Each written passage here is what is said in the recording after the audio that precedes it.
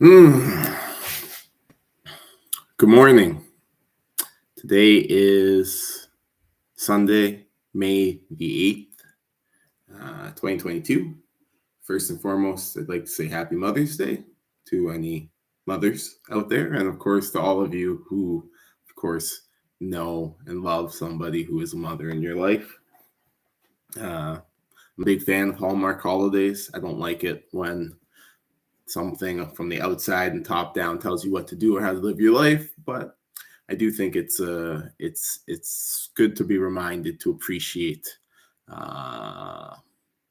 things sometimes in life, and certainly the things that we might otherwise take for granted. And it seems to me like women generally and mothers specifically are something that our entire society seems to kind of take for granted these days, if you listen to the rhetoric on the news or that sort of thing. So anyways, you call your mom and tell her you love her, your wife, your grandmother, whoever are the women in your lives who've sacrificed and spent sleepless nights making sure that you could be here, your kids could be here, your friends, hell, everybody could be here, right? I think that's fantastic. This week we're returning to the seminar after a hiatus last week. I moved, so you can see the surroundings behind me are a little different. My ARiSE sign is now over there, and this is an entirely different space. Hopefully we'll be able to get things up and running, a little bit better of a setup. Right now I'm just streaming off my laptop, so I apologize if the quality is a little poorer than usual, or if it's a little, whatever, it's a little jerky, whatever. This week I actually haven't done a lot of prep because, well, it's been a very, very busy week for me with the move and everything. But I wanted to do this seminar today,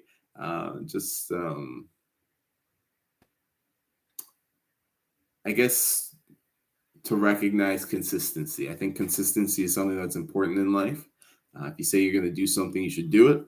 And it's important to keep the appointments you set with yourself. I think sometimes we all get lost around these ideas of consistency, maybe about being reliable, dependable, conscientious even. I think a lot of the times we think that that's an external thing, right? That the purpose of being consistent, conscientious, reliable, etc., is so that other people see us that way, right? Oh, Aaron is reliable, my friends say, right? Aaron is conscientious, my boss says, right?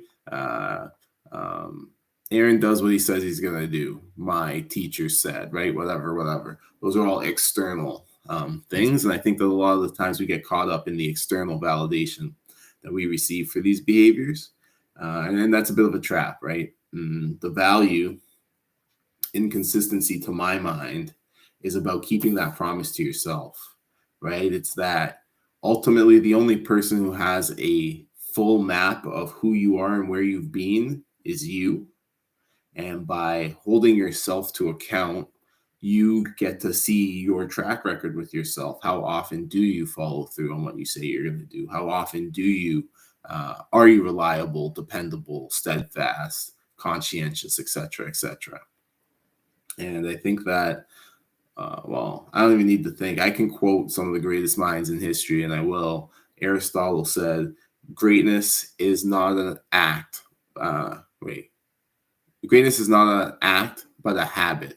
Therefore, oh shoot, I don't know where to go. Greatness is not an act, it is a habit. Therefore, you are what you repeatedly do. Something like that. I think I'm mixing it up, but essentially he's saying, right, it's not about you doing something great one day, right? I'm gonna use actually I'm gonna use Kobe Bryant as an example. Kobe Bryant was obviously a great basketball player, and there was greatness in them. If you think about that game, it's a sore spot for those of us who are Raptors fans. But if you think about the game where Kobe went off against Toronto and what was it, 86 points, something like that. I try not to remember what the exact number was because it was just embarrassing. But if you think about that, right, that's greatness for sure. That performance was great. However, what you don't see is the consistency of Kobe going to the gym every day, practicing every day, working on his pivot, his cut, his turn, his shot, right? His release. These were all things that he has worked at consistently behind the scenes for years and years, right? And so, yeah, in that moment, all of that hard work manifests itself in what the casual observer calls greatness. But to the avid observer, to the studier of greatness, that moment is not what's special. That moment is just the inevitable consequence of the true greatness, which was his consistency, his ability to show up when he said he would, where he said he would, to do what he said he would, to do what he set out to do. And if you can maintain that kind of track record with yourself, that's something I think that it goes completely underrated, right? We establish track records with ourselves that are spotty, dodgy, inconsistent. And then we expect ourselves to be motivated to do tasks that require consistency over a long period of time. There is no example of ourselves rising to that occasion, right? This is one of the reasons I think why you see a great deal of crossover success between athletes and entering into business, right? Now, obviously, a lot of athletes blow their money and are idiots. That goes without saying. But there are a great number of athletes who parlay their athletic prowess into business prowess. If I think of Shaquille O'Neal, right? Shaquille O'Neal is a prolific businessman. He's an investor. He owns franchises all across the United States. Businesses. He's partnered with a variety of companies, including big ones like Roku and stuff like that. He's very much positioned himself after his basketball career to probably make more money than he did playing basketball. He probably already has. I'm not actually sure, but he probably already has made more money after basketball than he did before, being quite good at business. And of course, some of that is his being able to leverage his basketball career. But I think a lot of it is also that he's a man of incredible discipline, right? As is any professional athlete. Now, when I say a man of incredible discipline, what do I mean? Because you have to be very careful, both when talking about Shaq and certainly about any basketball player for sure. Discipline is not necessarily something that manifests itself in every area of a person's life, right? If we take basketball, for example, a lot of basketball players have very messy personal lives, right? Maybe they sleep around or they this or they that, right? Discipline is something that will manifest itself in some areas, and in other areas it won't, because it requires effort, energy, and attention. And if you don't put those things are in limited supply, right? So you have to choose where to allocate them. And if you allocate those towards your physical fitness, your athletic prowess, and your gamer, right? Your gamer mentality, your strategic approach to your game and everything, there might not be any energy and attention left for those other things. And so you may be lax. But I think it's very important, again, to develop a good track record with yourself, right? To say, I can do this, I will do this, I follow through on what I say I will do, so that you can look back and understand you were there, you did the work. And if you can do that, then that means that you can work without reward. And ultimately, that's where the success comes from. Work that goes unrewarded is the work that reaps the ultimate reward, right? So to, again, go back to Kobe. When Kobe was, a high school basketball player, right? Obviously, he was rewarded for his work in the sense that if the basketball team won, maybe the cheerleaders were up in his whatever on the bus or whatever, and obviously it was exciting, and you got the respect and the accolades of winning your basketball game, right? But at the end of the day, there were probably 12, 15 other dudes on Kobe's high school basketball team, and I'm gonna get this wrong because I don't know much about Kobe's childhood, but I'm assuming he had a relatively normal childhood. Probably none of those other guys went on to be NBA players like Kobe did, right? But they all got the same accolades. They all got the same rewards. They were all rewarded the same way for playing basketball, right? The thing that separated Kobe was that he then went and he would train, he'd practice, he'd do summer camp. I don't know the exact specifics. He did something in the summer, whether it was camp, NBA development programs, whatever it was, right? And to train himself. And that was work that was unrewarded. There were no, screaming high school girls cheering him on, when he was getting his workout on at 15, right? There were no, adoring fans when he was trying to, do like NBA development. In fact, there would have been the opposite. There would have been a bunch of other young guys who basically wanted to knock him off his spot and be better than him, right? Right. That's the truth. He would have faced adversity. And so that's when you really shine, right? That is when Kobe developed, right? And I think that's true of all things. If I look right now in the world, a big happening is Elon Musk. Elon Musk is attempting to buy Twitter. Excuse me. I mean, by all accounts, it looks like it's going to be a done deal, but there are forces that are trying to throw a wrench into that deal. And if you look at it, I think for most people, they look at what Elon Musk is doing, trying to buy Twitter, and they go, okay, can't hurt. I don't know if it'll help, but it can't hurt. The place is toxic as hell. So, bringing in different management can't possibly hurt. And if the man wants to risk his own money to make it better, yeah, I got to respect that. He's not asking for the government's help. He's not asking for handouts, nothing like that. No, he's going to do it himself. All right. And yet you can see how it's like him against the world, right? The world doesn't want to see him do this or see him succeed or see him take this action. I think the world is often like that, right? The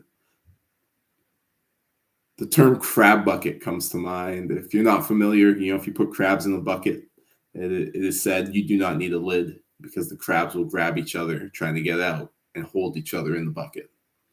Right. And this is a term, I don't know exactly where it comes from. I know it's used in the Black community to refer to people who will try to get in the way of your success, right? Try to hinder your success so that they don't have to feel bad by comparison, right? I think the world is full of that. And not just I think maybe there have been some young Black people who felt like they're special in this regard, that's a particular problem of their community. And I do think different communities handle success differently. There's a cultural component to these things, and there are a lot of toxic cultures in the world. But for the most part, I think there's just a natural human envy, I guess is the word.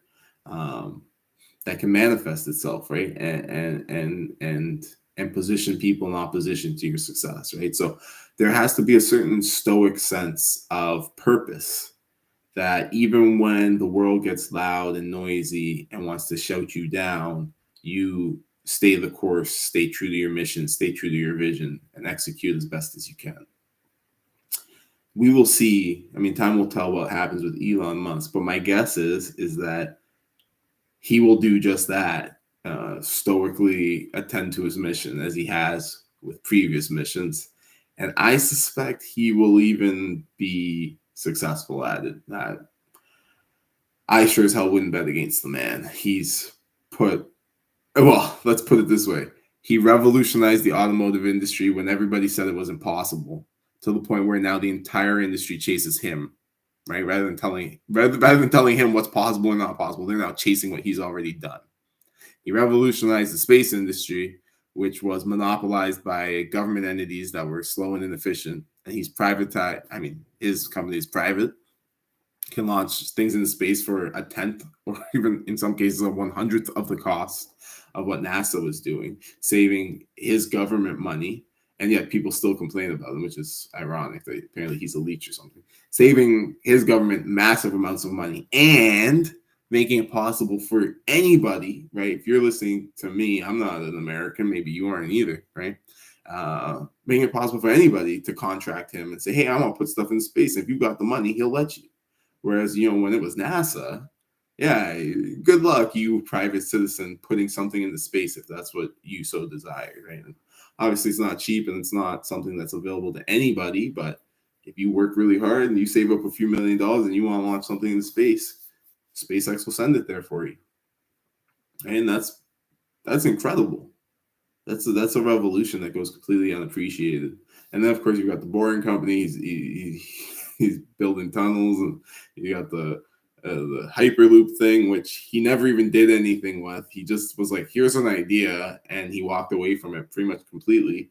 And yet there are teams in the world who are building this thing because, I don't know, I think they're crazy personally. I think that's one of his bad ideas. But, he even someone as incredible as Elon Musk gets some bad ideas. Anyways, today I read a passage and I want to share it with you. It's from my book, The Daily Stoic, and I just want to read it to you really briefly. There's actually two passages, so I'm going to read them both right now. So the first one, it's a quote: God laid down this law, saying, if you want some good, get it from yourself. As Epictetus from his Discourses. Here's how to guarantee you have a good day. Do good things. Any other source of joy is outside of your control or is non-renewable. But this one is all you, all the time, and unending. It is the ultimate form of self-reliance. Again, going back to that, establishing a track record with yourself, being consistent. I can't guarantee you that your real estate investments will make money. I can guarantee you will not find any money-making investments if you don't put in a consistent effort to locate them, right? Every day, I cannot guarantee you a win in monetary terms, but I can guarantee you a win if you sit down for half an hour and you look for something, then you spent the half an hour looking for it. And if, let's even simplify, let's make it 15 minutes. You spend 15 minutes a day looking at properties. That might be 2 properties a day, right? Okay, 2 properties a day. 15 minutes. At the end of the year, you'll have looked at, wish I had my calculator, you'll have looked at over 800 properties. You know that? It's 365 days in a year, right? So multiply that by 2. You'll have looked at over 365 by 2. Let's just do that. Oh, I'm sorry. I'm doing my math right here. You'll look at over 700 properties, not 800. 700 properties. 730 properties to be specific in 1 year. Now, you tell me, do you think you'll find one deal in 730 properties? I mean, we've gone over it in this seminar, right? One deal could be worth $100,000. One deal could be worth $1,000 a month. One deal could be worth, it could be worth more than that. Could be worth a little bit less. Maybe let's say $50,000. Okay, let's say $50,000. So a deal's worth $50,000. And you find one of those by spending 15 minutes a day searching for a property. I would actually argue that your hit percent for a good deal is probably going to be about 1%. So having looked at 730 properties in the year, you should have found about 7. But even, let's just say, you find one. That's worth $50,000. Would you like a $50,000 raise this year? All you have to do is work an extra 15 minutes a day. Your boss will pay you an extra $50,000 this year, but you have to work an extra 15 minutes every day, which means actually on 2 days of the week, you have to work an extra 30 minutes because Saturday and Sunday, I'm hoping you don't have to work then, right? This is the thing, right? If you can show up and be consistent with yourself, you can find those deals. That's $50,000 extra dollars a year. And you know what? That's just the starting point, because again, really that should be 6 or 7 deals. And you probably can't handle that many deals. So now you could wholesale those deals, or you can go market those deals to somebody else. You can sell them, right? You could find joint venture partners who have money, and you could get them to invest in those deals, knowing that they're winners because you've looked at 730 deals this year, right? Knowing that they're winners, you can go to somebody with complete confidence and say, hey, give me your money. I will give you back it plus interest, right? You do that. And maybe if you do that, you can't have the full $50,000. You got to give them 25 or so. But, you do that 2 or 3 times, you've turned your $50,000 into $100,000, $100,000 into $150,000 or $200,000. Soon you can quit that stupid job that you're working, right? Just on that 15 minutes a day, right? It's not an exaggeration. So, I'm going to just repeat it. God laid down this law saying, if you want some good, get it from yourself. Here's how to guarantee you have a good day. Do good things. Any other source of joy is outside of your control or is non-renewable, but this one is all you, all the time and unending. It is the ultimate form of self-reliance.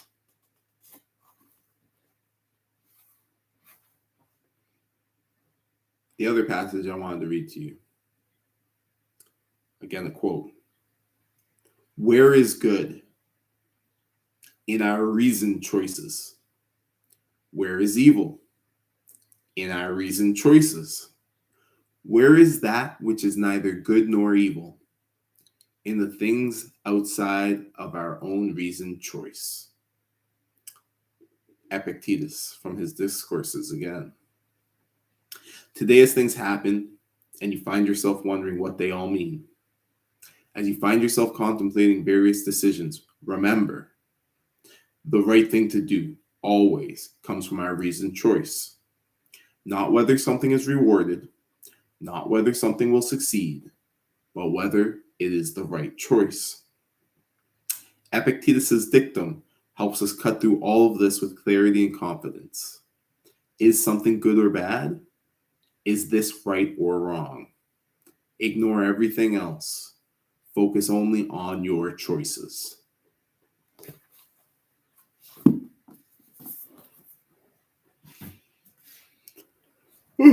Excuse me. I think that's something that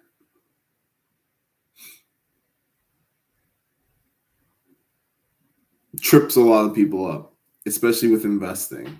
A lot of investing is about mindset. It's about your mentality, what you think, what you believe about yourself and about the world, about the future.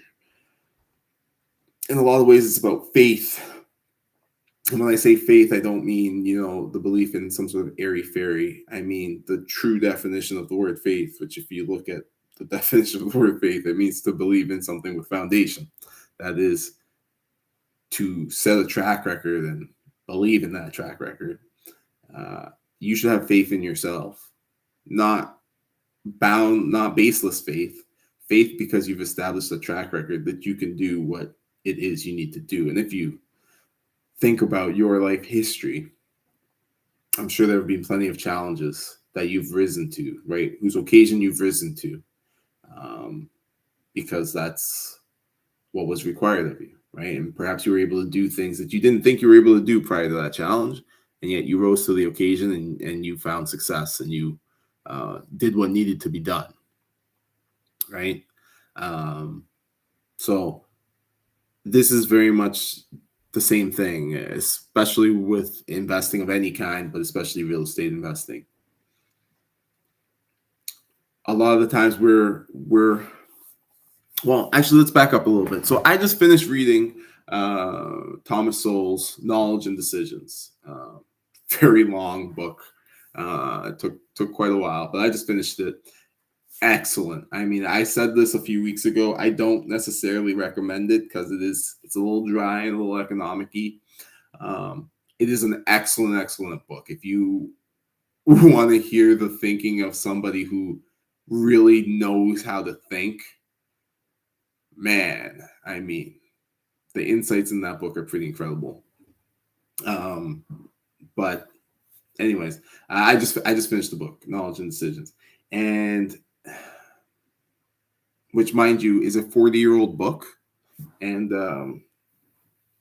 I mean, it really makes me sad more people haven't read it, because maybe the world could be quite a bit different if they had. But one of the things that he talks about eventually in Knowledge and Decisions is he talks about, I guess, in a roundabout way, he talks about education and school system, and kind of he's using the framework that he establishes in the book to analyze and understand the school system and why it has done the things that it has done the way that it has done them, and had the outcomes and results that it has had. And one of the things, it's not an insight of his book, but it's something that occurs to me when reading his book and when combining it and integrating what I've read from him with other books and other sources of knowledge. It strikes me that the school system is designed around, and I think it's an entirely unintended effect. I don't think it's by design or anything, but I do think it's there. The school system is basically built around the idea of orienting you to the external, right? You don't do something because. So the perfect example, I think this is a problem that especially young boys have with school. I think girls don't have this problem as much. I think it's one of the temperamental differences in their gender, and I could be totally wrong, and I'd be absolutely open to hearing from any women who are in disagreement with me. But I think that especially for young boys, this is a struggle where school wants to orient you to the external. It has to necessarily. Your teacher is external to you, and specifically, your teacher wants to get specific behaviors out of you. And so they need you to be basically focused around an external reward. I think this is trouble for little boys, because I think boys and men, by their temperament and by their nature, are supposed to be internally oriented towards those things which interest them. Now, that might be a problem for our society, because perhaps by nature, what we would orient towards is domination and combat, and try and be the baddest dude on the block so you can get all the girls, or whatever the rationale for that is, or perhaps all the respect of your male peers or whatever. And so perhaps it's not super productive to just allow men to orient themselves exactly to their sort of natural tendency. But we tend to try to train or indoctrinate the youth into an external orientation, right? The reward of the teacher. Oh, you'll get good grades, you'll get a sticker, you'll get some candy, you'll get this, you'll get free time, etc., etc. And so it's all about orienting you towards these external stimuli and these external rewards, and never internally, right? And I think that what Epictetus is getting at in his quote there is that all of those external things don't matter. The external things are incorrect things to focus on. They always have been, and they always will be. It's not to say that good grades aren't good, but you don't do something because you'll get good grades, right?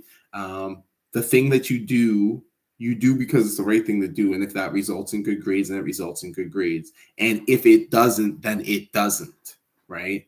And I think that's something that,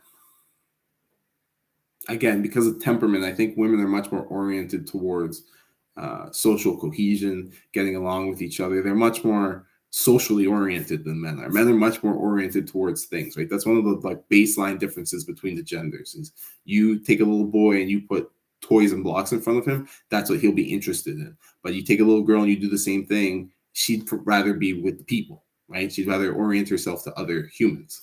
So this is a fundamental difference. And I think if you orient yourself towards other people, then you are much more susceptible to external stimuli and reward, which is great for those other people to mold you into what they want you to be. But it may not be so good for you and your soul and your needs, your requirements, right? To grow into the person that you wish to be. And so I think what Epictetus is getting at is that we need to orient ourselves internally. What are the things that we find rewarding, you know, internally, psychologically, spiritually, in your soul, whatever you want to say, whatever metaphor or euphemism you want to use, right? And how do we focus on making those decisions which reward those things, right? Uh, you do what's right, as he points out, not because you'll receive a reward for it, but because it is what's right. Um, and so that's something that we have to wrestle with, right? In a world where, I mean, you see today what the world is like. The world will literally tell you to do things that are obviously wrong, but they'll say that it's right and that you should do them. Because that's the trouble with outside orientation, especially in a world, you know, where people are sick. And we have a world like that because that's all worlds, right? Humans are we're not perfect, right? We're fallible beings, and so a lot of us make errors of judgment or whatever, sometimes deranging ones. And I think oftentimes the tendency is that when you have made an error that has diminished the quality of your life, rather than to stand up and try to guide young people away from the rocky shore upon which you beached your ship, I think the tendency is instead to scream and try to get attention so that more ships become beached on your shores. I think you see that a lot, right? You know, you don't need to go very far to see that kind of stuff. Maybe like the young mothers of TikTok, right? Or something like that, where they'll be encouraging other young women to go screw their lives up too, right? Or a lot of young men, right? They'll try drugs of some sort or another, and they'll get their first or their second hit, and then what do? Go tell the boys about it, right? And they might think that they're doing a good thing. They're like, oh well, this is a fun activity. Go tell my friends to do it too, right? But also they're dragging them into if they follow into a lifestyle that could, for some, be very detrimental, right? And you know, I'm sure there are many stories of the young man whose friends were out, you know, doing cocaine or whatever, you know, slightly harder drug. And it was no problem for their friends. You know, they go out party, do some coke, whatever, and it'd be fine. And then they went and they tried to do it, and it didn't mess with them. They were the kind of person who couldn't handle it, and now they're in a spiral that was kind of initiated. I mean, entirely their own fault, right? They made their own independent choices, but still, that was kind of initiated by their peer group, bringing them these options that they might otherwise have avoided, right? So we have to orient ourselves towards what we want, and then we need to be our own true north, right? We need to use our own reason to say, is this the right thing? To go back to my 15 minutes a day, right? I can't say if that's the right thing for you. Obviously, for a lot of people, don't want to do that for one reason or another, which I find funny because I find most people will spend 15 minutes a day bitching about how they don't have money in one way or another. But they're unwilling to spend 15 minutes a day to find it, right? And so there's a real disconnect there in my mind, right? Because to me, I look at the world and I think it's full of opportunities, full of challenges too. I mean, there's no question about that. I see the challenges, but I also see the opportunities, and I don't understand, I guess, why more people don't. They don't have faith, I guess. I think that comes down, like, that's like a fundamental thing, you know.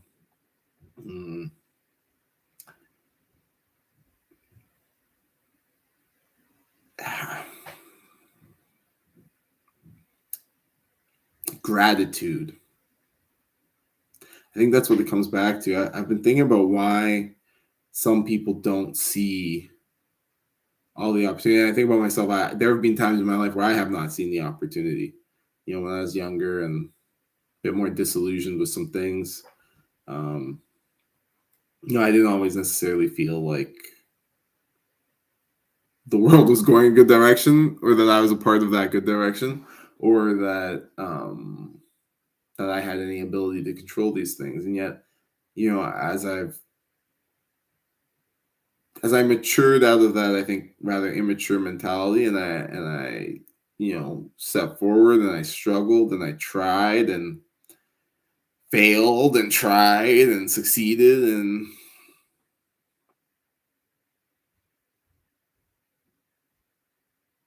you come to realize that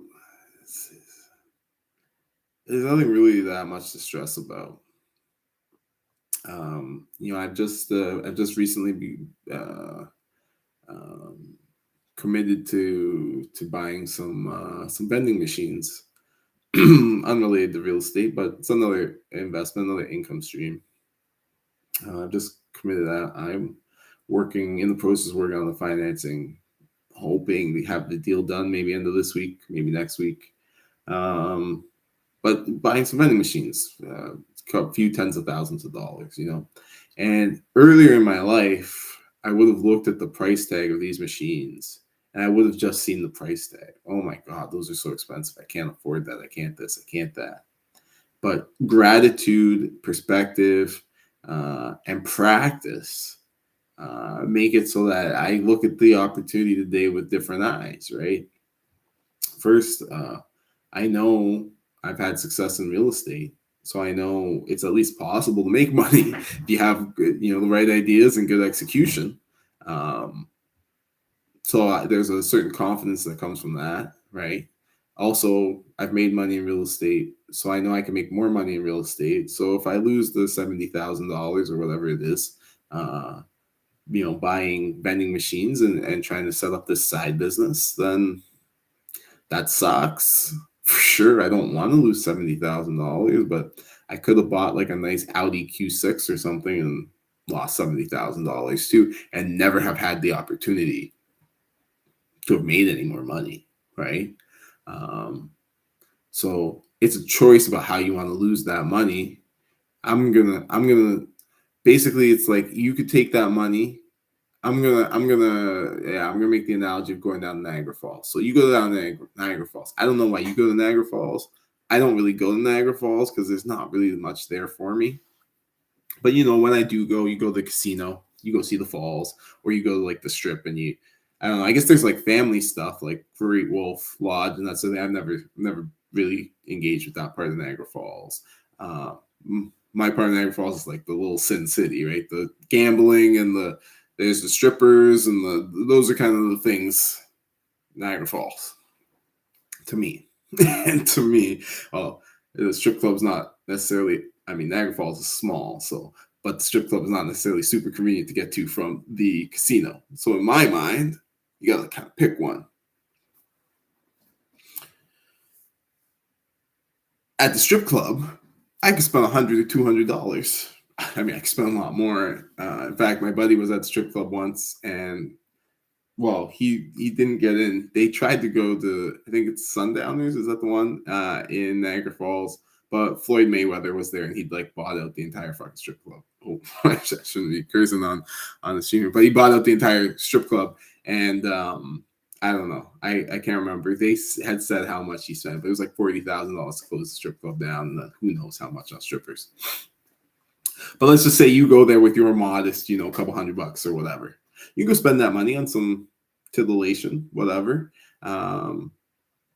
Pretty fleeting, but hey, if you enjoy it, I'm not here to judge. You go do that, and now your money is gone, right? Me, I probably wouldn't do that. I'm not a fan of strip clubs. Nothing against them if you like them. It's just not my speed. I'd rather take that money to the casino. Now, I'm not much of a gambler either because gambling is a sucker's bet. I don't mind I don't mind investing. I don't mind betting. I don't mind taking a risk. Gambling is a stupid risk by and large. But sometimes, you go have fun, small amounts. What's the saying?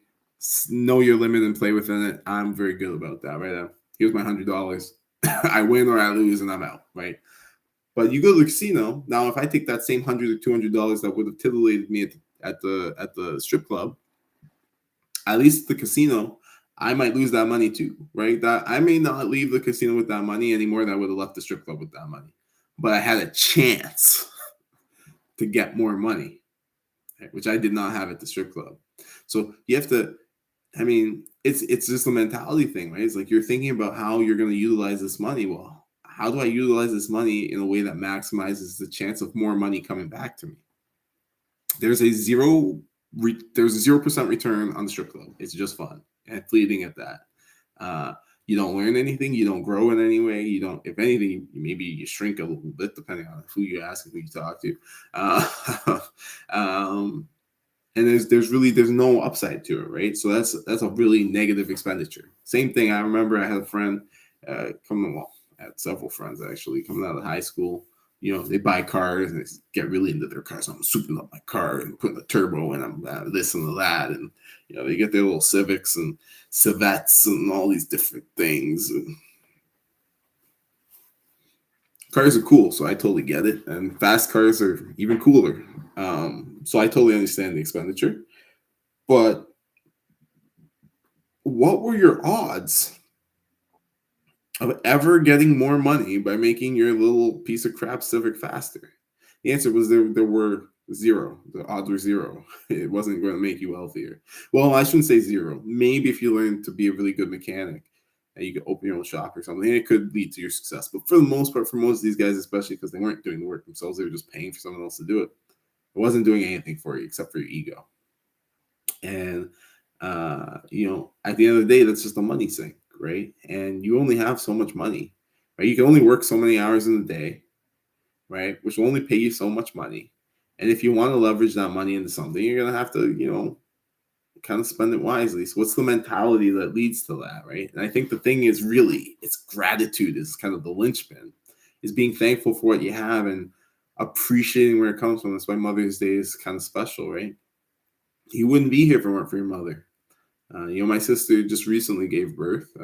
Actually, her son is a month old as of 4 days ago. And this is her first child. And, just seeing the work and the dedication and the care and the sleepless nights and there's a lot of sacrifice that, first of all, there's a lot of sacrifice that a woman has to make, period, to be a mother. A lot in terms of her autonomy, her freedom, her back pain.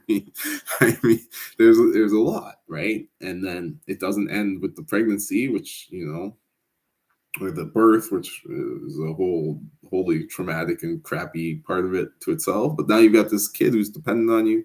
Every 2 hours, they're crying for milk that you literally have to produce out of your body, and It's a big sacrifice. And when you really appreciate that and what it is that your mother had to do to get you here, to keep you alive, to help you to survive, and maybe even give you the chance to thrive, it really puts a lot of things into perspective. And I think a lot of the times we have no gratitude, which means we have no perspective. We don't appreciate the sacrifices other people have made. We don't appreciate how hard it has been for other people. We don't appreciate how great and easy we have our lives today. And so we sit there complaining instead of recognizing that there are opportunities and there are places where we can advance ourselves and advance others, and maybe even lend a helping hand and help others to succeed and help ourselves, right? So I really think if you focus on gratitude and you kind of focus on understanding how things come to be, then that will lead to a mindset of possibility and action, right?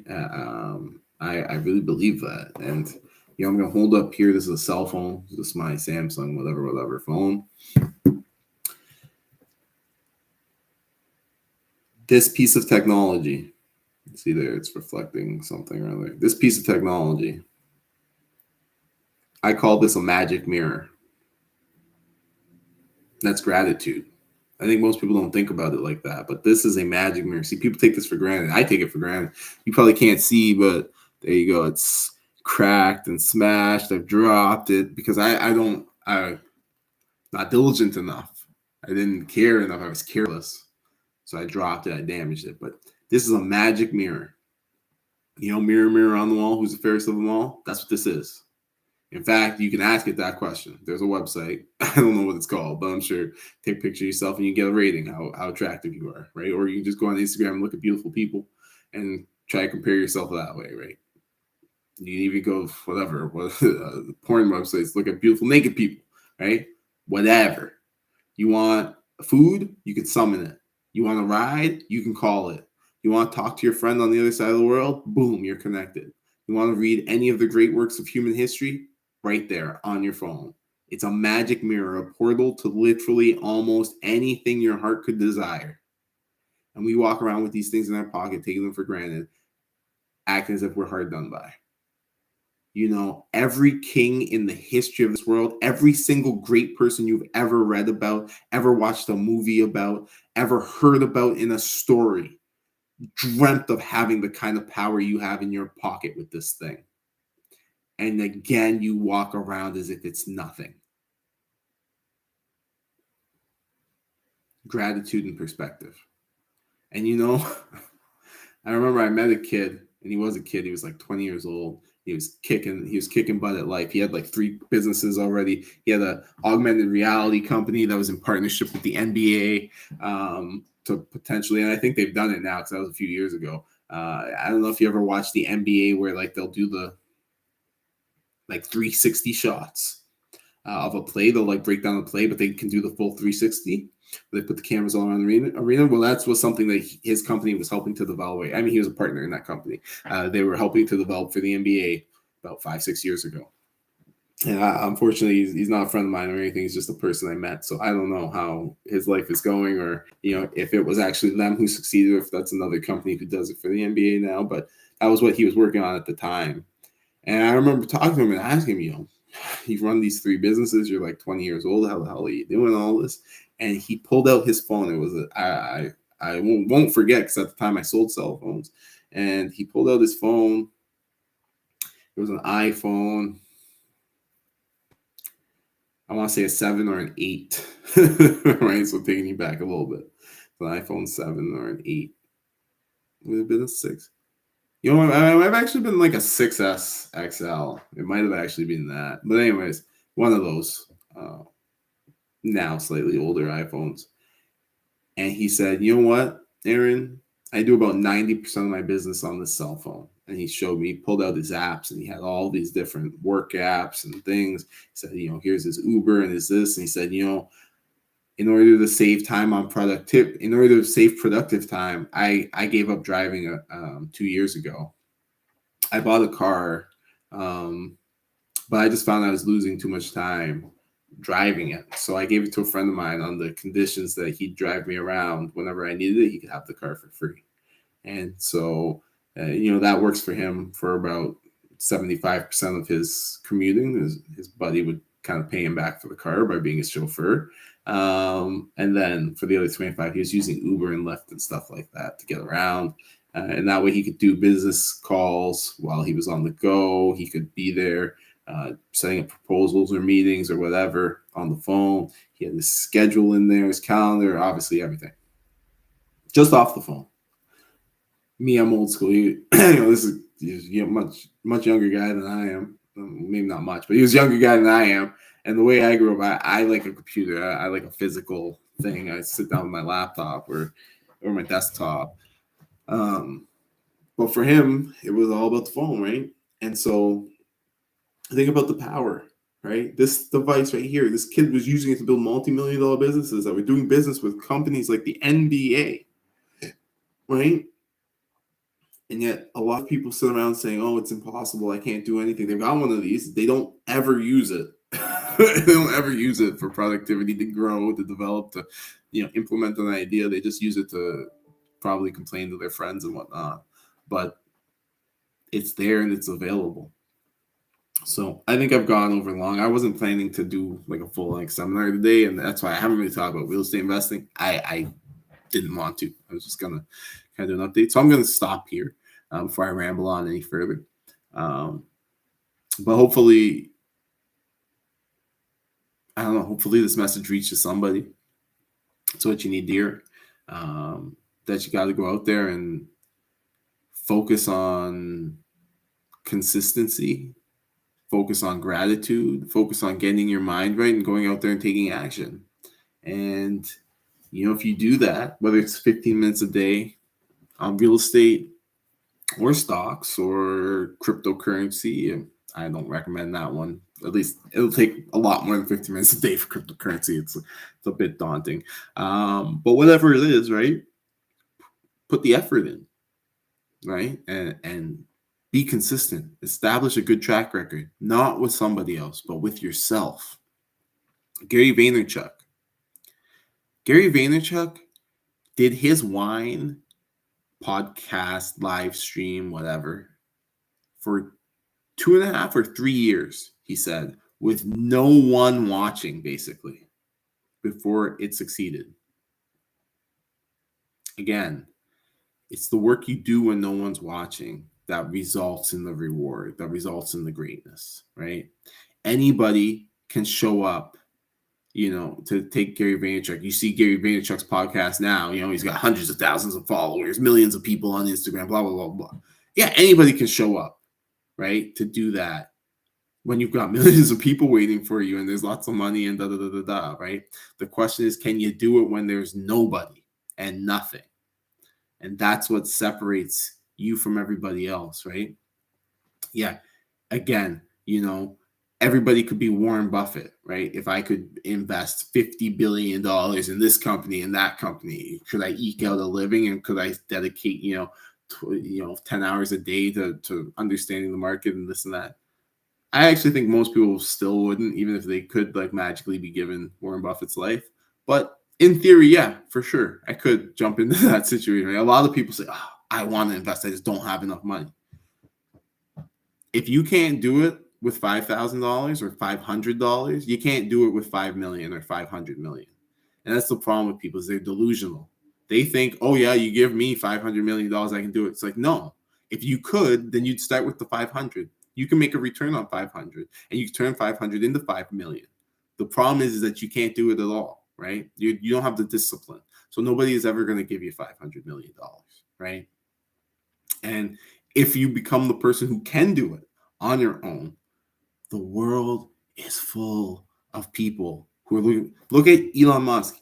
Elon Musk just borrowed $40 billion to buy Twitter. It's not his money. It's mostly borrowed money. I mean, some of it will be his, but it's mostly borrowed money. Why are there $40 billion available for Elon Musk to buy Twitter in a world where at least the media is screaming their heads off about how he should not buy Twitter, and yet somehow he can raise all that money? I'll tell it to you really simply. Elon Musk makes money, and most people in the world haven't got a clue how to do that. So the money flows to him. Same thing with Warren Buffett. Warren Buffett knows how to make money, so the money flows to him. If you know how to make money, the money flows to you too. The problem is most people think the money should flow to them before they figure out how to make the money. That's not how it works. You got to be poor and broke and doing it the hard way. And when you've done that, when you've paid your dues that way, then the money will flow to you, like Will Smith in The Pursuit of Happiness. Yeah. So anyways, we'll leave it there. Thank you to those of you who attended or who watched this week's seminar. I will hopefully be returning to a regular. Life is a little tricky for me right now, but I'll hopefully be returning to a regular schedule. So I want to do another seminar next Sunday, on and on. I get married at the end of this month, so I might take that week off, or maybe I'll try to pre-record something. I've never done that, but that might be a cool way to not miss a day. Anyways, I'll definitely keep you posted if you're interested. So thank you very much. Again, have a happy Mother's Day, and I hope to see you soon.